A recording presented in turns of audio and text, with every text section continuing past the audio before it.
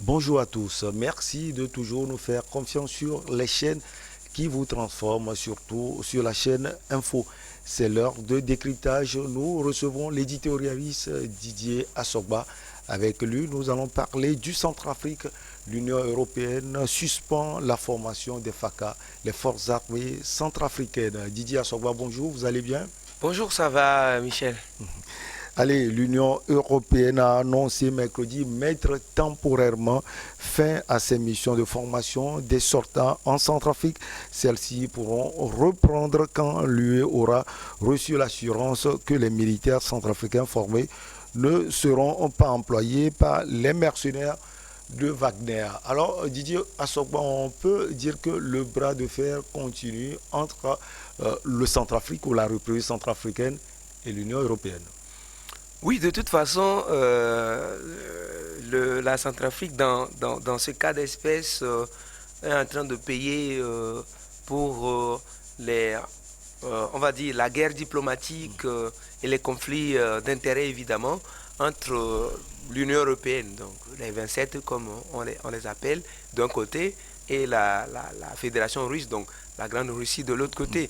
De toute façon, on sait que entre l'Union européenne et la Russie, c'est pas forcément le grand amour. Ouais. Et donc, déplacés sur un terrain africain, donc notamment en Centrafrique, D'un différent.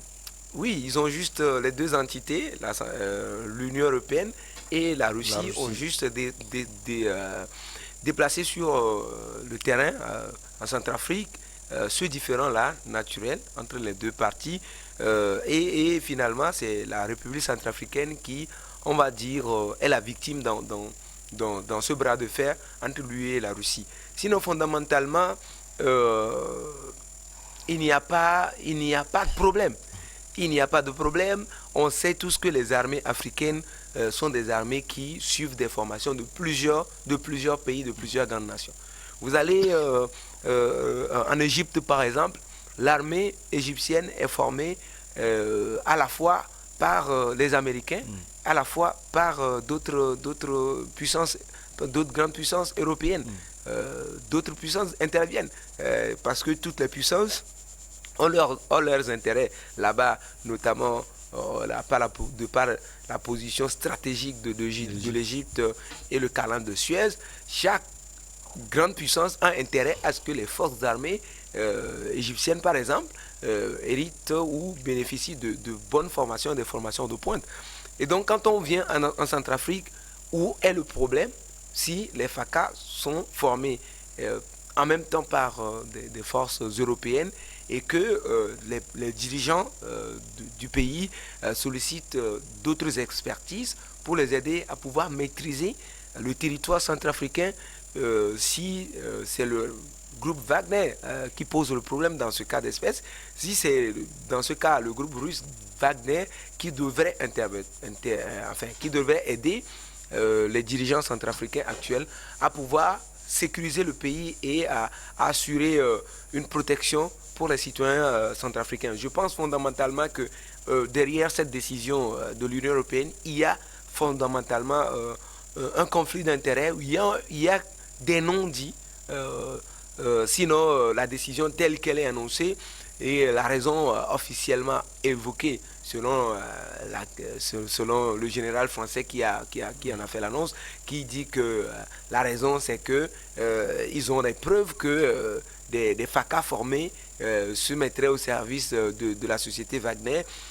Pour moi, ce n'est pas une raison officielle, ce n'est pas une raison fondamentale pour pouvoir laisser le terrain et abandonner ses responsabilités sur le terrain là-bas en Centrafrique pendant que les pauvres populations centrafricaines continuent de subir l'insécurité grandeur nature et les rebelles qui continuent de commettre des exactions au nez et à la barbe de ces mêmes forces européennes qui ne font rien depuis pratiquement 2013 que la Centrafrique est retombée dans les travers. Je pense fondamentalement que, à mon sens, il en faut un peu plus pour arriver à cette décision extrême. Alors Didier Assogba, c'est la première fois pour nous d'avoir votre avis sur ce groupe Wagner. C'est un groupe qui n'est même pas reconnu par la Russie officielle. Ça peut être aussi la raison pour laquelle l'Union européenne agit ainsi.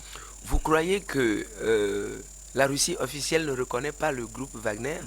Bah, en fait, c'est ce qu'ils disent. Non, ben, nous sommes dans la diplomatie. Quand on est dans la diplomatie, vous voulez croire que tous les soldats français, anglais, américains qui sont en mission un peu partout dans le monde sont officiellement déclarés? Non, ne sont pas officiellement déclarés. Et de toute façon, suivons réellement les choses. Wagner n'a pas été recruté par les officiels, je dis bien le gouvernement centrafricain. Wagner a été envoyé, ou du moins, peut-être que comme vous dites que la Russie, on nous fait croire que la Russie officielle ne reconnaît pas. Donc, je dis et je fais remarquer que Wagner et les éléments de Wagner sont venus en Centrafrique après que le gouvernement centrafricain a demandé de l'aide et de l'assistance à la Russie officielle dans ce cas, et que le ministre russe des Affaires étrangères, Sergei Lavrov, ait donné son OK, et que le président russe ait donné son OK de ce que la Russie va aider la Centrafrique avec des éléments armés pour sauver le pays de la difficulté sécuritaire en cours dans ce pays-là. Et donc, c'est à partir de ce moment que les éléments de Wagner sont venus. Donc, qui a envoyé Wagner en Centrafrique dans ce cas? Si on fait du syllogisme, c'est logique et c'est assez convaincant de dire que ce sont les dirigeants russes qui ont envoyé des éléments armés, fussent-ils Wagner, en Centrafrique. Donc, à partir du moment où il y a une coopération officielle entre les deux États et que l'État russe décide d'aider l'État centrafricain à se tirer d'affaire, moi, je ne vois pas où est le débat. De toute façon, ceux qui sont là-bas sont des Russes. Donc, vous voyez des Togolais aller en Centrafrique avec des armes pour agir, sinon pas l'aval du gouvernement togolais. Non, je ne vois pas. Dans ce cas, ils seraient traités comme des assaillants et ils se feraient tuer allègrement. Donc, ça veut dire que ceux qui sont là-bas sont des Russes et laissons cette hypocrisie diplomatique qui dit que la Russie officielle ne le reconnaît pas. La Russie le reconnaît. Si la Russie officielle ne le reconnaît pas, pourquoi l'Union européenne a des problèmes avec les Wagner? Au même moment, Didier Assogba, on a l'impression qu'on veut une chose et son contraire. On dit que ce groupe Wagner a fait un travail formidable et a permis au FACA de pouvoir récupérer 80% du territoire centrafricain. Aujourd'hui, quand ces personnes travaillent bien, pourquoi on veut également la présence des forces de l'Union européenne? Non, c'est pour ça les forces de l'Union européenne étaient déjà présentes. Depuis des années d'ailleurs, comme dans le cadre de toute coopération, des coopérations militaires, des coopérations que tous les pays africains en ont presque, surtout les pays africains francophones, ont ce genre de coopération avec soit l'Union européenne, soit directement avec la France ou d'autres pays. Des pays, je ne vais pas citer d'autres cas, j'avais donné des exemples ici, des pays ont des coopérations militaires directes avec la France en même temps, avec les Américains en même temps et avec d'autres pays. Ça n'a jamais posé de problème. Dans ce cas, ça pose problème parce que c'est la Russie qui vient sur un territoire que des gens considéraient hier comme un acquis. Et donc, comme vous dites, la présence de Wagner ou des éléments russes sur le territoire centrafricain a aujourd'hui des résultats réels. S'ils n'avaient pas été là, ils n'avaient pas soutenu le pouvoir, aujourd'hui, la rébellion aurait pris le pouvoir là-bas et qu'on serait encore dans des difficultés. Depuis 2013, aucun gouvernement n'a jamais pu cerner la totalité du territoire centrafricain, ce vaste territoire centrafricain. Depuis 2013, de pans entiers du pays sont gérés par des rebelles ou par des groupes, des milices armées, au nez, à la barbe des forces internationales, y compris des forces européennes, dont des généraux français et d'autres qui interviennent là-bas. Donc ça pose véritablement un problème de l'efficacité d'ailleurs de la formation que donnent ces forces internationales à nos forces armées. Est-ce qu'ils sont là véritablement pour donner des formations qui permettraient aux forces armées d'aller sur le territoire et de contrôler le territoire, de mettre hors d'état de nuire les groupes armés, les rebelles et autres choses, même les terroristes, ou ils sont juste là dans le cadre d'une coopération, ils sont là pour avoir de l'argent, un peu de moyens de chez nous, pour essayer de nous espionner, de contrôler ou de savoir ce qui se passe dans nos pays. Véritablement, c'est la question qu'il faut se poser. On constate tous, en tant qu'Africains et en tant que intellectuels, leaders d'opinion de bonne foi, on constate tous qu'en Centrafrique, depuis que Wagner est là, il y a moins de problèmes de sécurité et que les choses plutôt marchent bien, le pays marche bien là-bas. Et donc, je suis convaincu qu'il y a véritablement un conflit d'intérêts. L'Union européenne a des soucis à être là et à voir Wagner engranger des résultats et que ça poserait véritablement des problèmes. Mais ça affecte aussi, parce que vous allez voir des Centrafricains qui vont commencer par affectionner les Russes là-bas et ça dérangerait donc de l'autre côté, c'est assez normal. Selon vous, quel est l'impact de cette suspension de la formation de l'Union européenne?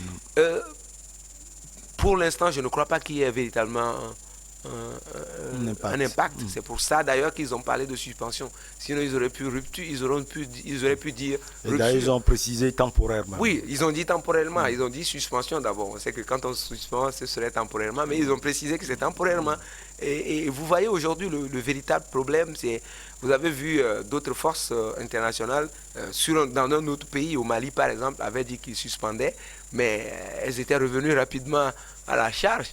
Et donc, vous savez, quand vous êtes sur un terrain concurrentiel, avec un concurrent sérieux, qu'est la Russie, ou le groupe Wagner dont on parle, et qui engrange des résultats, alors que vous êtes là, vous ne faites rien, et qu'on vous fait ce reproche-là, vous n'avez pas intérêt à dire je pars.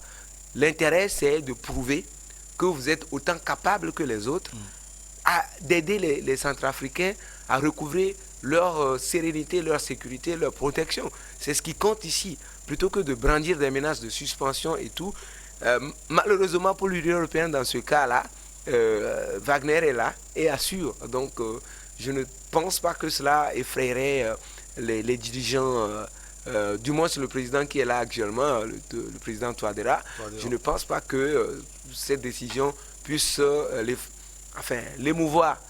Quelqu'un qui est fondamentalement pro-russe, vous le voyez, il a ordonné qu'on enseigne le russe déjà à l'université dans le pays. Vous voyez l'idéologie et l'intention de celui-là, n'allez pas le chercher sur son terrain. Si j'étais à la place de l'Union européenne, je ferais semblant. Ou j'irais discuter directement avec le chef de l'État ou les responsables de l'armée centrafricaine pour pouvoir continuer à maintenir la coopération. Le mieux, c'est d'être là et de voir plutôt que de ne pas là et de ne rien voir. Alors, dernière question à vous, Didier Assogba. Des analystes trouvent également la main de la France derrière tout ça. On dit que c'est la France qui aiguillonne l'Union européenne, qui aiguillonne également l'ONU, puisque entre-temps l'ONU aussi avait averti la République centrafricaine. Vous le trouvez aussi ainsi? Je ne vais rien confirmer, mais je fais juste remarquer que la décision a été annoncée par un général français en Centrafrique, par un général français qui parle au nom de l'Union européenne, qui aurait pris cette décision alors que, selon nos recherches, cette décision n'a jamais été communiquée officiellement à Bruxelles. Donc, comprendra qui pourra...